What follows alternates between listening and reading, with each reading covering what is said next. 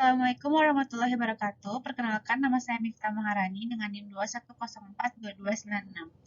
Kali ini saya akan mempresentasikan hasil penelitian saya tentang peran Dinas Lingkungan Hidup Kota Padang dalam pengelolaan sampah di Kota Padang untuk memenuhi tugas eh, administrasi kependudukan dan lingkungan hidup. Dinas Lingkungan Hidup Kota Padang merupakan instansi pemerintah yang memiliki tugas dan fungsi sebagai pelaksana pemerintahan. Dinas Lingkungan Hidup Kota Padang memiliki tugas yaitu membantu wali kota untuk melaksanakan urusan lingkungan hidup dan melaksanakan penyusunan dan pelaksanaan kebijakan daerah di bidang pengelolaan dan pengendalian lingkungan hidup dalam rangka mewujudkan pembangunan berkelanjutan dan berwawasan lingkungan. Tujuan pengelolaan lingkungan hidup yang pertama adalah seperti yang sudah disebutkan sebelumnya, yaitu mencapai kelestarian hubungan antar manusia dengan lingkungan hidup sebagai tujuan membangun manusia seutuhnya.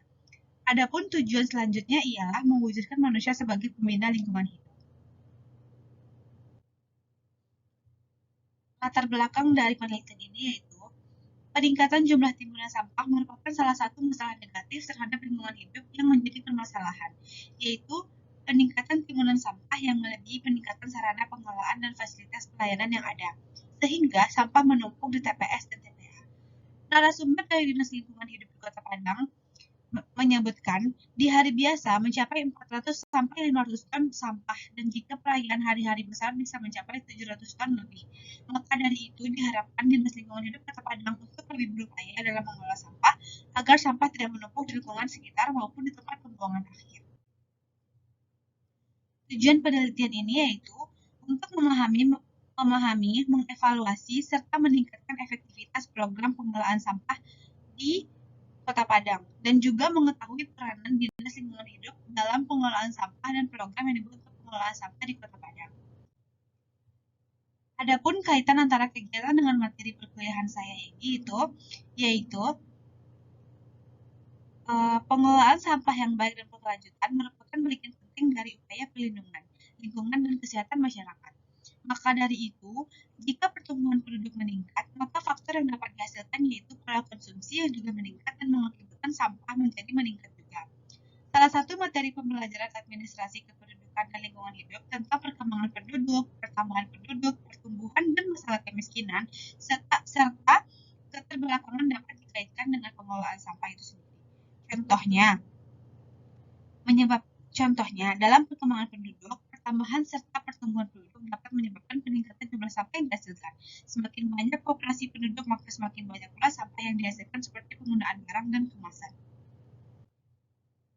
Pelaksanaan kegiatan saya dan teman-teman saya di Dinas Lingkungan Hidup Kota Padang dilakukan pada tanggal 28 November 2023 pada kantor Dinas Lingkungan Hidup Kota Padang dengan teknik pengumpulan data yaitu melakukan wawancara langsung kepada narasumber yaitu Bapak Ilvi Eka Putra sebagai penyuluh lingkungan ahli muda dengan jabatan kasih komunikasi.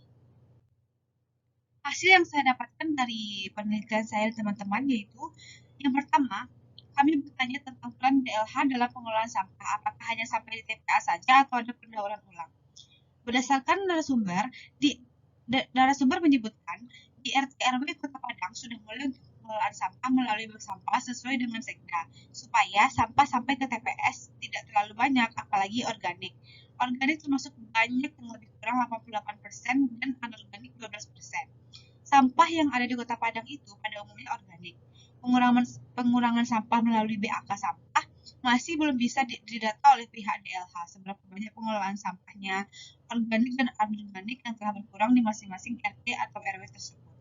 Namun, data terbaru dari bak sampah Pancadaya terakhir yang bisa dikelola per bulan yaitu lebih kurang sekitar 4,8 ton sampah plastik yang bisa dikelola itu tiap bulannya. Lalu yang kedua, apakah ada program lanjutan yang dibuat untuk masalah pengelolaan sampah di Kota Padang?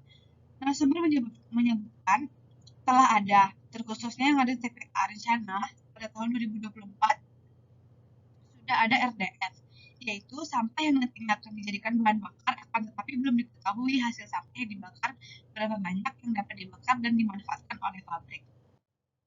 Yang ketiga, apa saja kendala dalam pengelolaan sampah Dinas Lingkungan Hidup Kota Padang? Terdapat banyak kendala dalam pengelolaan sampah di Kota Padang, salah satunya yaitu merubah mindset masyarakat. DLH Kota Padang telah aktif melakukan sosialisasi di setiap kelurahan, RT atau RW, mengenai tata cara pengelolaan sampah yang baik. Meskipun demikian, masyarakat masih belum peduli dan kurang memperhatikan dampak dari pengelolaan sampah tersebut. Merubah mindset dan perilaku masyarakat menjadi hal yang sulit dilakukan. Contohnya, DLH pernah melakukan sosialisasi dan aksi di sekitar belakang Universitas Negeri Padang terkait larangan membuang sampah di sungai dan pantai. Meskipun sudah dilakukan, ternyata hasilnya hingga saat ini masih banyak entah itu masyarakat ataupun mahasiswa yang membuang sampah di sungai dan pantai di sekitaran Universitas Negeri Padang. Terakhir yaitu kesimpulan. Jadi yang dapat saya simpulkan terkait pengelolaan sampah di Kota Padang melibatkan langkah awal dengan pendirian bank sampah di tingkat RT atau RW sesuai arahan sekretariat daerah. Lalu kendala-kendala yang dalam pengelolaan sampah terletak pada perubahan mindset masyarakat yang meskipun telah menjadi fokus sosialisasi lingkungan hidup, tapi masih sulit untuk diimplementasikan. Rencana pengelolaan sampah di TPA dengan menggunakan program FDF pada tahun 2024. Terima kasih.